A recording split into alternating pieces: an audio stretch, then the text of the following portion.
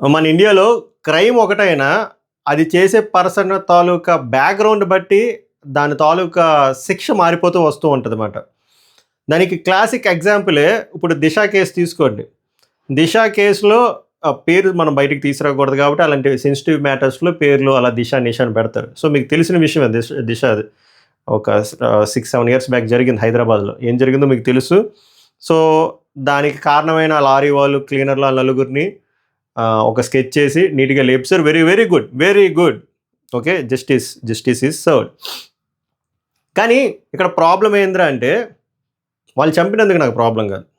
ఇక్కడ ప్రాబ్లము ఇప్పుడు 'దిశ'కి జరిగినట్టే అలాగా ఎవరికైతే జరిగాయో అందరికీ అలాంటి వెర్డిక్టే వస్తుందా అంటే ఖచ్చితంగా రాట్లేదు. ఆళ్ళు జస్ట్ లారీ క్లీనర్లు, డ్రైవర్లు గాబట్టే లేపి పారదొబ్బారు. ఎందుకంటే ఆళ్ళకి బ్యాక్‌గ్రౌండ్ ఏమీ లేదు. వాళ్ళకి అడ్వకేట్‌లు పెట్టుకునేంత సీన్ లేదు. ఆళ్ళు బ్యాకప్ చేసేవాళ్ళు గూడా ఎవరు ఉండరు. సో, అలాంటప్పుడు మన సిస్టము మన హీరోయిజం ప్రకటిస్తదనమాట. పోలీసులు హీరోయిజం ప్రకటిస్తారు. పొలిటీషియన్‌లు హీరోయిజం ప్రకటిస్తారు. అందరూ ప్రకటిస్తారు. మనం క్యాండిల్ ఎలిగిస్తాం. పీస్ అంతా మొత్తం చుట్టూరు తిరిగేస్తాం. మర్చిపోతాం. ఇదే విషయము, ఇదే ఇన్సిడెంటు ఒకవేళ ఆ లారీ డ్రైవర్లు, క్లీనర్లు కాకుండా జస్ట్ ఒక ఐటీ ఓడు చేసిన, ఒక కార్పొరేట్ ఎంప్లాయ్ చేసిన కేసు ఇలా ఉండదు. వాళ్ళని ఎన్‌కౌంటర్ చేసే దమ్ము ఉండదు. అప్పుడు హీరోయిజం ఉండదు. అప్పుడు ఇన్‌స్టంట్ మ్యాగీలాగా ఇన్‌స్టంట్ ఎన్‌కౌంటర్‌లు జరగవు. చెప్తాను కదా! బ్యాక్‌గ్రౌండ్ ఉంటే ఒకలా పనిచేస్తది. లేకపోతే ఒకలా పనిచేస్తది. లారీ డ్రైవర్‌కి ఒకలా పనిచేస్తది. ఐటీ ఎంప్లాయ్‌కి ఒకలా పనిచేస్తది. గవర్నమెంట్ ఎంప్లాయ్‌కి ఒకలా పనిచేస్తది. పొలిటీషియన్‌కి ఒకలా పనిచేస్తది. సినిమా యాక్టర్‌కి ఒకలా పనిచేస్తది. అలా ఒక్కొక్కల బ్యాక్‌గ్రౌండ్ బట్టి తీర్పు అనేది మారిపోతది. నువ్వు చేసే తప్పు ఒకటే ఉంటది గానీ తీర్పు మారిపోతది. ఇదంతా ఎందుకు చెప్తున్నానురా అంటే, సినీ హీరోయిన్ మన తెలుగు అమ్మాయి 'ప్రత్యూష' కేసుకి ఈరోజు సుప్రీం కోర్ట్‌లో వెర్డిక్ట్ వస్తే, దానికి కొంతమంది ఇంకా సెలబ్రేట్ చేసుకున్నారు. Yes! Justice is served.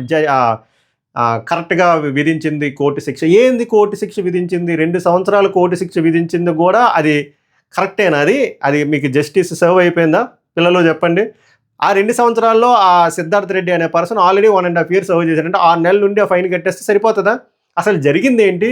Court ఇచ్చిన వెర్డిక్ట్ ఏంటి? దాన్ని మనం ఎందుకు సెలబ్రేట్ చేసుకుంటున్నాం? 'ప్రత్యూష' గారు అమ్మగారు ఏం మాట్లాడుతున్నారు? అసలు ఏం జరిగిందనేది చాలా రా అండ్ రస్టిక్‌గా ఇది కాంట్రోవర్షియల్ వీడియో అయినా కూడా నేను ధైర్యంగా చేస్తున్నా. సో, ఇది వైడర్ ఆడియన్స్‌కి తీసుకెళ్లవలసిన రెస్పాన్సిబిలిటీ నేను మీ చేతిలోనే పెడుతున్నాను. So, kindly like and hype this video so that ఎక్కువ మందికి రీచ్ అవుతది.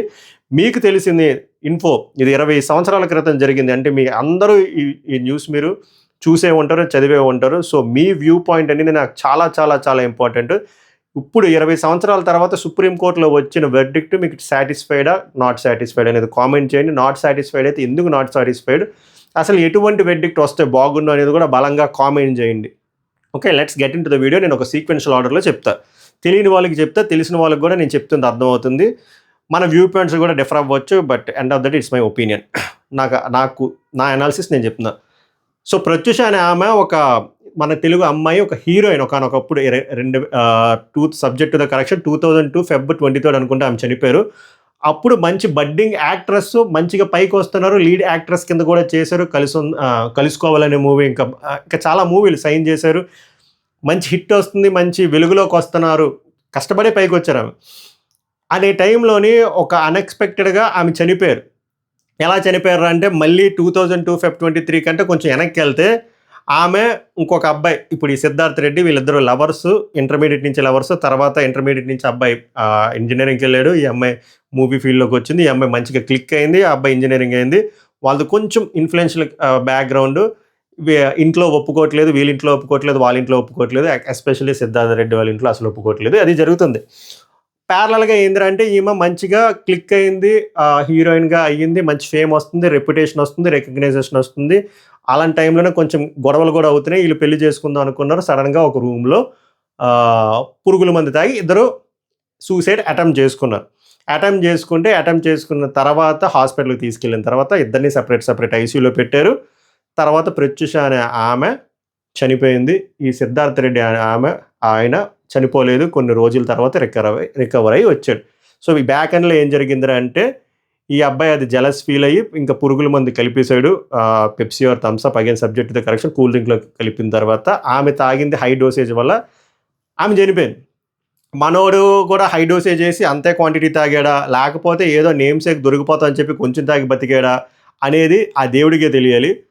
సో, ఓవరాల్‌గా ఏం జరిగిందిరా అంటే ఇక్కడ 2 సినారియోలు వచ్చాయి. ఒకటి నిజంగానే వీళ్ళిద్దరూ చచ్చిపోదాం అనుకుని ఈ అబ్బాయి, ఈ అమ్మాయికి పురుగుల మందు ఇద్దరు చచ్చిపోదాం అనుకున్నారు. సో ఇన్‌ఫ్లుయెన్స్ చేశాడు కాబట్టి ఆ రైట్ ఈ అబ్బాయికి లేదు. సూసైడ్ చేసుకునే రైట్ మనకు లేదు. అలా ఇంకొకళ్ళని సూసైడ్ చేయించుకునే రైట్ కూడా లేదు కాబట్టి కోర్టు శిక్ష వేసింది.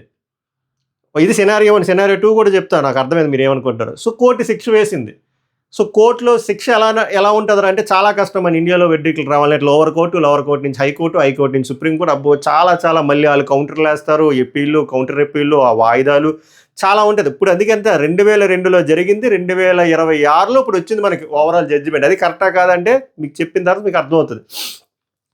సో ముందుగా ఆ సిద్ధార్థ రెడ్డి అనే పర్సన్కి 5 సంవత్సరాలు జైలు శిక్ష చేశాడు. సో బ్యాక్ అండ్ ఫోర్త్ ఒక 1.5 year సర్వ్ చేశాడు జైల్లో. తర్వాత దాన్ని ఛాలెంజ్ చేస్తూ హైకోర్టుకి వెళ్ళాడు మనోడికి వెళ్ళి ఎందుకు హైకోర్టుకి వెళ్ళాడంటే 2 ఏళ్ళు శిక్ష వేశారు ఓవరాల్గా. 5 yearsది 2 years చేశారు. 2 yearsని మనోడు నేను 2 years కూడా నేను ఉండను, నేను నాట్ గిల్టీ అని చెప్పి మనోడు అపీల్ చేసుకున్నాడు.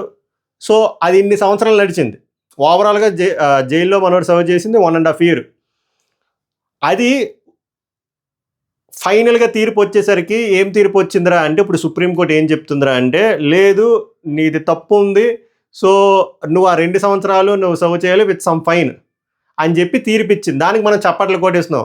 ఆ 2 సంవత్సరాల్లో కూడా ఇప్పుడు అబ్బాయి 2 సంవత్సరాలు తీర్పు సర్వ్ చేయవలసి లేదు జైల్లో. ఎందుకంటే బ్యాక్ అండ్ ఫోర్త్ ఈ టైం లెన్స్లో 1.5 year జైల్లో ఉన్నాడు. సో 6 నెలలు ఉంటే సరిపోద్ది with some given fine. So ఇది కోర్టు ఇచ్చిన వెర్డిక్ట్.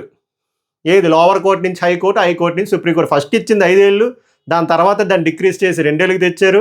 ఆ 2 ఏళ్ళు అబ్బాయి ఏమో కౌంటర్ చేసుకున్నా నేను 2 ఏళ్ళు నేను ఉండను, నా తప్పేం లేదని చెప్పి ఆ 2 ఏళ్ళు రైటా రాంగ్ అని డిసైడ్ అవ్వడానికి 2011-12 నుంచి జరిగింది. 2026కి మన ముఖానికి ఒక తీర్పు ఏమి ఇచ్చారు అంటే నువ్వు సర్వ్ చేయాలి, నువ్వు తప్పు చేసావు, నీ వల్ల ఒక ప్రాణం పోయింది, నువ్వు ఇన్ఫ్లుయెన్స్ చేసావు అని చెప్పి తీర్పు వచ్చింది. ఆ 2 ఏళ్ళలో కూడా ఈ అబ్బాయి 1.5 year సర్వ్ చేశాడు. సో 6 నెలలు ఉంటే సరిపోదు. ఇది కరెక్ట్ వెర్డిక్టా కాదా అనేది మీ మనసు మీద మీ గుండెల మీద చేయి చేసుకుని మీరు చెప్పండి.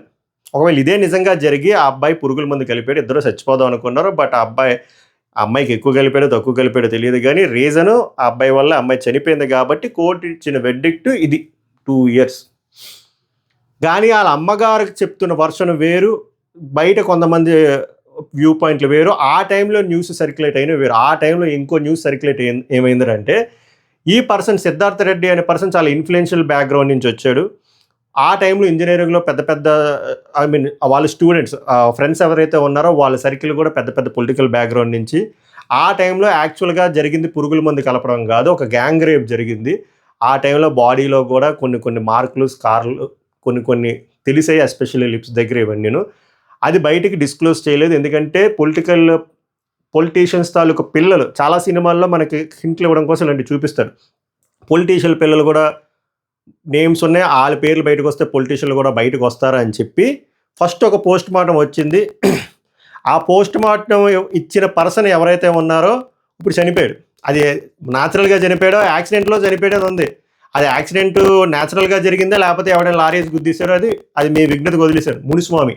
సో ఆ మునిస్వామి అనే person he was suppose to do that post mortem, but ఆ పర్సన్ చేయకుండా అసిస్టెంట్తో చేయించాడు. సో రాంగ్గా పోస్ట్ మార్టం వచ్చింది అది అని చెప్పి ఇంకొకసారి పోస్ట్ మార్టం రిపోర్ట్ చేస్తే అప్పుడు ఇది పురుగుల మందు ద్వారానే అయ్యింది అని చెప్పి ఆ రిపోర్టు ఆ హాస్పిటల్ వాళ్ళు అప్పుడు సిబిఐకి హ్యాండ్ ఓవర్ చేస్తే సిబిఐ అక్కడి నుంచి క్యారీ ఓవర్ చేసి ఇప్పుడు 2 ఏళ్ళు చెప్పాను కదా అది వెళ్ళింది. కానీ ఇక్కడ కామెడీ ఏంటంటే పోస్ట్ మార్టం రెక్లెస్గా చేస్తే కేసే మారిపోద్దా అంటే ఏకంగా రేప్ కేసు నుంచి పురుగుల మందుకి వెళ్ళిపోయింది. అది కూడా మన ఇండియాలోనే జరుగుద్ది. రేప్ కేసు ఎక్కడ ఉంది, పురుగుల మందు ఎక్కడుంది? సరే రేప్ కేసులో నెంబర్ ఆఫ్ పర్సన్స్ తక్కువ లేదా ఇలా ఏదో చిన్న మిస్టేక్స్ ఉండాలి తప్ప ఇది అసలు రేపే కాదు పురుగుల మందు అని చెప్పి ఇటువైపు ఈ పోస్ట్ మార్టం రిపోర్ట్ రెండోసారి పోస్ట్ మార్టం చేసి ఆ రిపోర్ట్ సిబిఐకి ఇస్తే సిబిఐ ఆ బేసిస్ మీద జరిగింది. బట్ అప్పుడు బాడీని ఎందుకు అలాగా ఎక్కువ డిస్క్లోజ్ చేయలేదు, ఎందుకు చూపించలేదు?